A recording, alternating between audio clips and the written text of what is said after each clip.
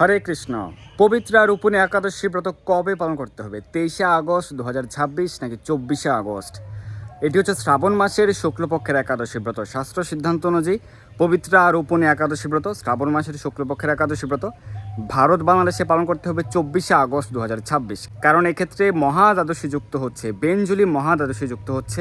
তো সেই কারণে ভারত বাংলাদেশ সহ এশিয়া মহাদেশের ক্ষেত্রে পূর্ব এশিয়া, দক্ষিণ পূর্ব এশিয়াতে ব্রত পালন করতে হবে 24শে আগস্ট। কিন্তু মধ্যপ্রাচ্যের দেশগুলিতে যেমন দুবাই, সোয়ারব আমিরাত, কাতার, কুয়েত, ওমান, সৌদি আরব, মধ্যপ্রাচ্যের দেশগুলিতে ব্রত 23শে আগস্ট। ইউরোপের বেশিরভাগ দেশে ব্রত পালন করতে হবে 23শে আগস্ট। পশ্চিম আফ্রিকার দেশগুলিতে ব্রত 23শে আগস্ট। এবং আমেরিকা, কানাডা, মেক্সিকো এবং ব্রাজিল, আর্জেন্টিনা, চিলি, পেরু সহ উত্তর আমেরিকা, দক্ষিণ আমেরিকা মহাদেশের সকল দেশের ব্রত 23শে আগস্ট।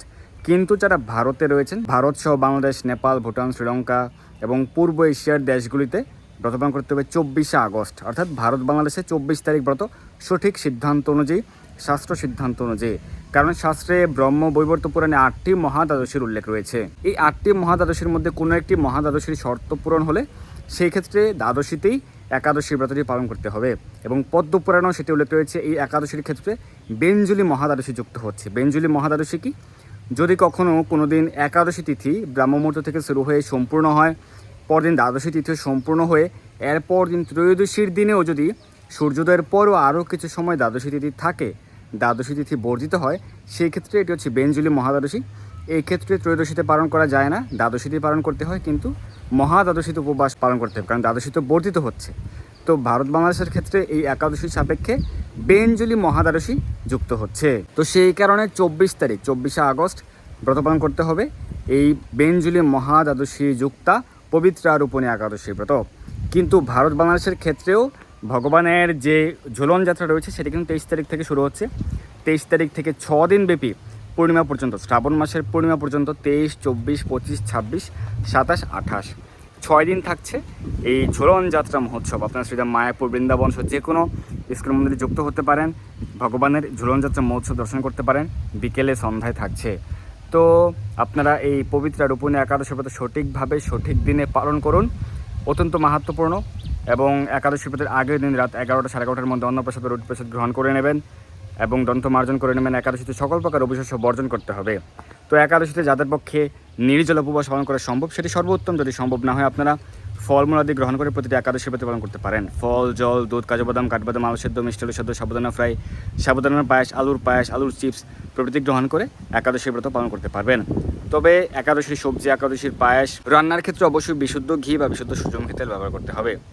এবং কারো প্রশ্ন বা ধারণা রয়েছে, যেহেতু 23 তারিখ একাদশী তিথি থাকছে সারাদিন রাত, তো সেই কারণে যেহেতু 24 তারিখ ব্রত, ভারত বাংলাদেশের ক্ষেত্রে মহাদ্বাদশী যুক্তার ব্রত 24 তারিখ, তাহলে 23 তারিখকে অন্ন গ্রহণ করা যাবে কিনা, যেহেতু একাদশী তিথি থাকছে? হ্যাঁ, যেহেতু শাস্ত্রে বলা হয়েছে মহাদ্বাদশী যুক্ত হলে মহাদ্বাদশীতে উপবাস পালন করতে হবে, মানে ব্রত পালন করতে হবে মহাদ্বাদশীতে, তার মানে ব্রতের আগের দিন অন্ন গ্রহণ করা যাবে। তাই 23 তারিখ হয়ে যাচ্ছে ব্রতের আগের দিন।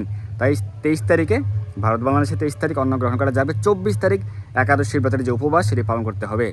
এবং শাস্ত্রে বলা হয়েছে, পদ্মপুরাণে বিশেষভাবে বেঞ্জুলি মহাদ্বাদশীর মাহাত্ম্য উল্লেখ রয়েছে। সেক্ষেত্রে আপনারা সহস্রগুণ বেশি ফল লাভ করতে পারবেন। বেঞ্জুলি নাম উচ্চারণ করলেই, বেঞ্জুলি শব্দটি উচ্চারণ করলেই আপনার শতজন্মের পাপ থেকে আপনি মুক্ত হতে পারবেন। অত্যন্ত মাহাত্ম্যপূর্ণ এই একাদশী ব্রত আপনারা পালন করুন।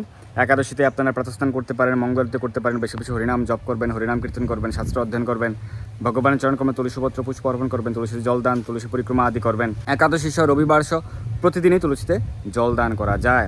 গো সেবা করতে পারেন এবং আপনারা বেশি বেশি গীতা ভাগবত পাঠ করবেন। এই বেঞ্জুলি মহাদ্বাদশীতে ভাগবত পাঠের অনেক মাহাত্ম্য শাস্ত্র উল্লেখ রয়েছে, পদ্মপুরাণে উল্লেখ রয়েছে। তো আপনাদের জন্য শ্রীধাম মায়াপুর থেকে বিশেষ সুযোগ রয়েছে। ভাদ্র পূর্ণিমা উপলক্ষে শ্রীমদ্ ভাগবত মহাপুরাণ নর্মাল দক্ষিণীয় মূল্য 9,000 রুপিয়া, সেটি থেকে 1500 টাকা ডিসকাউন্ট।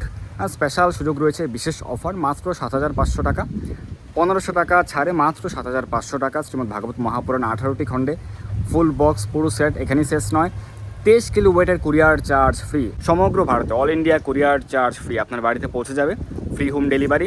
এখানেই শেষ নয়, যারা এই হোয়াটসঅ্যাপ নম্বর যোগাযোগ করে শ্রীমদ্ ভাগবত সংগ্রহ করবেন তাদের জন্য আমার পক্ষ থেকে থাকছে 6টি গ্রন্থ উপহার। 1000 টাকা সমমূল্যের গ্রন্থ বিশেষভাবে ফ্রি থাকছে, উপহার থাকছে। চৈতন্য ভাগবত, চৈতন্য মঙ্গল, চৈতন্য মহাপ্রভুর শিক্ষা, কুন্তি দেবীর শিক্ষা, কপিল মুনির শিক্ষা এবং প্রভুপাদ। তো আপনারা খুব দ্রুত সংগ্রহ করুন শ্রীমদ্ ভাগবত মহাপুরাণ এবং বেশি বেশি গীতা ভাগবত পাঠ করুন, একাদশী ব্রতের মাহাত্ম কথা পাঠ করুন এবং একাদশীর পর দিন সকালে পালনের নির্দিষ্ট সময়ের মধ্যে অন্ন বা রুটি বা ছাতু বা ছেড়ে যে কোনো প্রকার অভিষেক গ্রহণ করে ব্রতের পালন করবেন। তো আপনারা সঠিকভাবে পালন করুন এই পবিত্র আর রূপণী একাদশীর ব্রত। সকলের জয় হোক। ধন্যবাদ সবাইকে। হরে কৃষ্ণ।